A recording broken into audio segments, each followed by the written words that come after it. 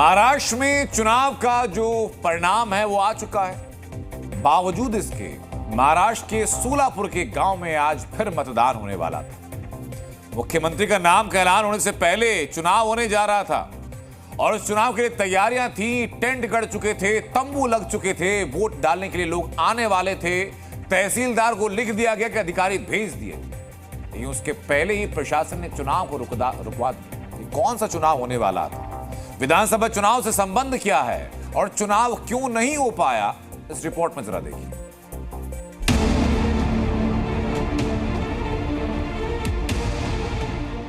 Tent और तंबू गाड़ दिया गया, शामियाना लगा दिया गया, मेज और कुर्सियां लगा दी गई। मतदान करवाने के लिए कथित अधिकारी तैनात हुए। मतदान पेटी तैयारी थी मतदान करवाने की। मार्कड़वाड़ी में मतदान करवाया जा रहा था, वो भी बैलेट के जरिए।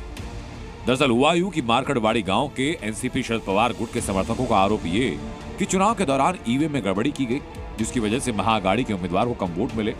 इसके बाद गांव वालों ने दूध का दूध और पानी का पानी करने के लिए बैलेट पेपर से एक बार फिर चुनाव की ठानी।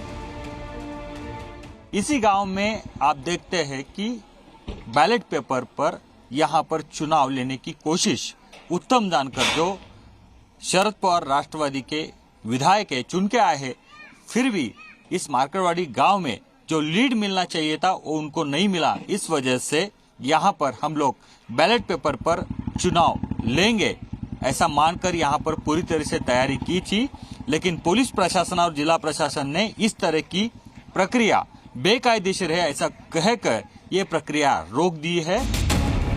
लेकिन बैलेट पेपर से कथित वोटिंग से ठीक पहले प्रशासन ने इस डमी मतदान को रुकवा दिया, जिसके बाद शरद पवार के समर्थक गुस्से में। हमारे नेताओं को जितना वोट होता था, लीड देता था, हमें 70-80% हमें लीड देता था, वो लीड इस कल की चुनाव में नहीं मिला। इसलिए हमें शंका आई। सोचा कि दूध का दूध पानी का पानी हो जाएगी। आपको नेता का जो वोट मिलना चाहिए था वो नहीं मिला। इसके लिए हमने सोचा कि बैलेट पेपर पर आना चाहिए। इसको हमें तो परमिशन नहीं मिली। मार्कड़वाड़ी गांव जिस विधानसभा में आता है, वहां से जीत महाअघाड़ी गठबंधन के उत्तर जानकर की ही हुई। लेकिन आरोप ये कि इस गांव से जितने वोट मिलने चाहिए थे उतने मिले नहीं और जीत का मार्जिन कम रह गया। ऐसे में एक तरफ नवनिर्वाचित विधायक मार्जिन कम होने के लिए ईवीएम पर उंगली उठा रहे हैं, तो बीजेपी ने इस पूरे डमी मतदान को षड्यंत्र करार दिया। मैं तो 1,21,000 वोटों से जीता हूँ। मेरे को 1,74,000 174 इतना 1000 मतदान मिला है। लेकिन उन्होंने वह कैसा किया है ये तो प्रैक्टिकल में तो मैं बता सकता हूँ, लेकिन ईवीएम के अंदर उन्होंने क्या कर दिया इसके ऊपर शक था। तो ये दूध का दूध और पानी का पानी यहाँ पे होने वाला था। जिस तरीके से रणजीत सिंह मोहिते पाटिल ने एक षड्यंत्र रचा था कि ईवीएम को बदनाम किया जाए और नेशनल लेवल पर एक नैरेटिव सेट किया जाए, ये रणजीत सिंह मोहिते पाटिल जी ने षड्यंत्र रचा था। मार्कड़वाड़ी की जनता ने इसको जब एक पूरी ताकत के साथ एक जवाब देने का काम किया और एक भी आदमी वोटिंग के लिए बाहर नहीं निकला।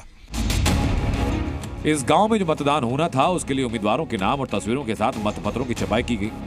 पूरे गांव में मतदान के लिए जागरूकता अभियान चलाया गया। पुनर्मतदान की निगरानी के लिए कुछ सरकारी अधिकारियों को नियुक्त करने के लिए तहसीलदार से अपील भी की गई। लेकिन बैलेट पेपर से वोट पड़ते उसके पहले इस पॉलिटिकल स्टंट को रोक दिया गया।